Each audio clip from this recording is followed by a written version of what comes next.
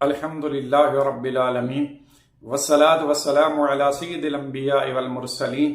اما بعد فاعوذ باللہ من الشیطان الرجیم بسم اللہ الرحمن الرحیم۔ حضرات محترم، آج ہم آپ کے سامنے معانقہ یعنی گلے لگانے یا بوسہ لینے کے حوالے سے ایک تعارض کی تطبیق قائم کریں گے۔ چنانچہ ترمذی شریف کی حدیث پاک کا مفہوم ہے، حضرت انس رضی اللہ تعالی عنہ سے مروی ہے، فرماتے ہیں کہ ایک شخص نے حضور کی بارگاہ میں عرض کی کہ یا رسول اللہ، ہم ایک بھائی سے جب ملاقات کرتے ہیں تو کیا ہم اس کو گلے لگائیں اور اس کا بوسہ لیں؟ تو فرمایا نہیں۔ پھر عرض کی یا رسول اللہ، کیا ہم اپنے بھائی کا ہاتھ پکڑ کر اس کے ساتھ مصافحہ کریں؟ تو نبی کریم صلی اللہ علیہ وسلم نے فرمایا کہ ہاں۔ اب اس حدیث پاک سے معلوم ہوا کہ کسی کو گلے لگانا یا اس کا بوسہ لینا ملاقات کے وقت یہ عذر شرع جائز نہیں ہے، بلکہ مصافحہ پر ہی اکتفا کیا جائے، جیسا کہ اس حدیث پاک سے معلوم ہوا۔ جبکہ اس کے برعکس دوسری حدیث پاک جو کہ ترمذی شریف کے اندر مذکور ہے، حضرت عائشہ رضی اللہ تعالی عنہا اس حدیث پاک کی راویہ ہیں، فرماتی ہیں کہ حضور نبی کریم صلی اللہ علیہ وآلہ وسلم میرے حجرہ میں تشریف فرما تھے کہ اس دوران حضرت زید بن حارثہ رضی اللہ تعالی عنہ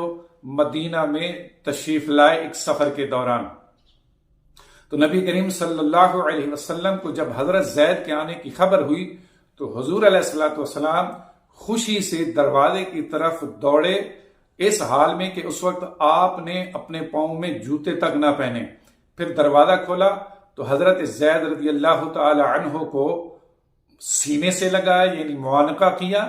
اور پھر آپ کے بوسے لیے۔ اب اس حدیث پاک سے معلوم ہوا کہ معانقہ کرنا یعنی سینے سے لگانا اور بوسہ لینا یہ عذر شرع جائز ہے، اور اس حدیث سے ثابت ہے۔ اسی طرح ایک اور حدیث پاک جو کہ ابو داؤد شریف میں مذکور ہے، حضرت زارع رضی اللہ تعالی عنہ فرماتے ہیں کہ ہم قبیلہ عبد القیس کے وفد میں مدینہ میں حضور کی بارگاہ میں حاضر ہوئے، اور اس وقت ہم سواریوں پر تھے، تو ہم جلدی سے اپنی سواریوں سے نیچے اترے اور حضور علیہ الصلوۃ والسلام کے ہاتھوں اور قدموں کے بوسے لیے۔ اب اس حدیث پاک سے معلوم ہوا کہ بوسہ لینا، چاہے ہاتھوں کا بوسہ ہو یا قدموں کا بوسہ ہو، یہ عذر شرع جائز ہے اور اس حدیث پاک سے ثابت ہے۔ جبکہ اس کے برعکس پہلی حدیث میں بیان ہوا کہ کسی بھی مسلمان بھائی کے ساتھ معانقہ کرنا یا بوسہ لینا یہ عذر شرع جائز نہیں ہے، بلکہ صرف ہاتھ ملانے پر اکتفا کیا جائے۔ دونوں حدیثوں کے درمیان بظاہر تعارض معلوم ہوتا ہے۔ اب اس تعارض کے درمیان تطبیق کس طرح قائم ہوگی کہ یاد رکھیں، اگر آپ کے سامنے کوئی بزرگ شخص ہو، کوئی بڑی ہستی ہو، معتبر مستند عالم دین ہو، یا کوئی بھی نیک اور صالح مومن ہو، تو اس کے ساتھ معانقہ کرنا یعنی گلے لگانا بھی جائز ہے، اور بزرگ کا ہاتھوں اور پاؤں کا بوسہ لینا بھی جائز ہے، جیسا کہ آخری دونوں حدیثوں سے ثابت ہوا۔ اور جس حدیث میں معانقہ کرنے یا بوسہ لینے کی ممانعت بیان ہوئی، اس کا مطلب یہ ہے کہ بار بار اور ہر آدمی کے ساتھ معانقہ کرتے مت پھرو کہ جو بھی ملے اس کو گلے لگا لو، تو اس طرح کرنا یہ بھی مناسب نہیں ہے، لہذا حدیث میں اسی چیز سے منع کیا گیا۔ اسی طرح جس حدیث میں بوسہ لینے کی ممانعت ہے تو اس کی وجہ یہ ہے کہ خوشامد کے طور پر کسی کے بوسے مت لو، یعنی کسی دنیاوی غرض کی خاطر کسی کا بوسہ لینا یہ عذر شرع جائز